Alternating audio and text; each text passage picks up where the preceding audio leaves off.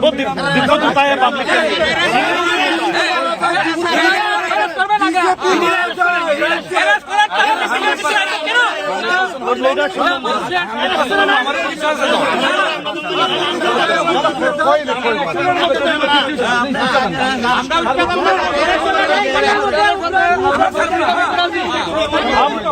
हर समय पुलिस के साथ कोऑपरेट ये करना चाहिए।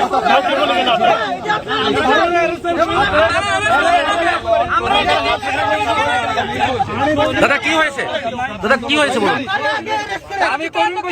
গণতান্ত্রিকভাবে রাস্তা রোকো আন্দোলন আমাদের পূর্ব ঘোষিত কর্মসূচি, প্রদেশ কংগ্রেসের আমরা কর্মসূচি পালন করছিলাম। ইতিমধ্যে বিজেপির 4জন গুন্ডা এসে আমাদেরকে আক্রমণ করার জন্য উদ্যত হয়। পুলিশের মধ্যস্থতা, যদিও মারামারি হয়নি, ওদের এত উদ্যত্ত, এই উদ্যত্ত বেশি দিন চলবে না। দেশ যাচ্ছে, জনগণ যাচ্ছে। আগামী দিন বিরাট লড়াই সংগ্রাম কর্মসূচির মধ্যে দিয়ে এই সরকারকে আমরা ত্রিপুরা রাজ্য থেকে না, সারা ভারতবর্ষ থেকে জনগণ জুড়ে ফেলে দেবে। আমরা জনগণের সঙ্গে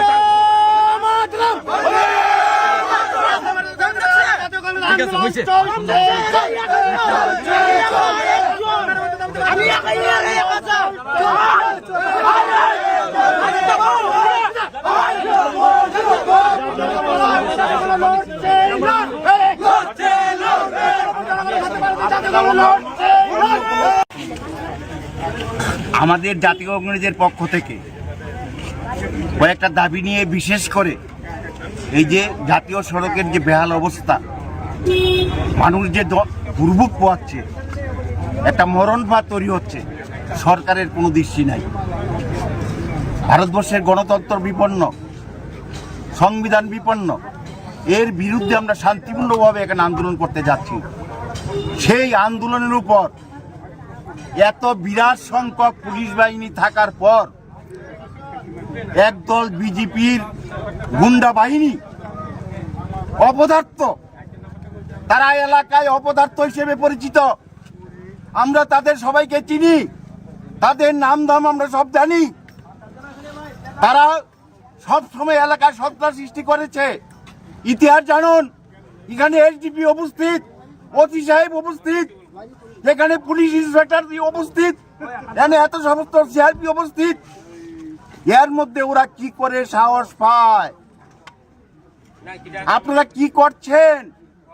আপনারা এত সংখ্যক পুলিশ বাহিনী নিয়ে দাঁড়িয়ে চেহারা দেখছেন, আর আমাদেরকে বলছেন শান্ত থাকার জন্য। আমি পুলিশ বাহিনীকে বলতে চাই যে আমরা দুর্বল নই। আমাদের পেছনে আজকে খোয়াইয়ের অধিকাংশ মানুষ আমাদের সমর্থনে আছে। আমরা যদি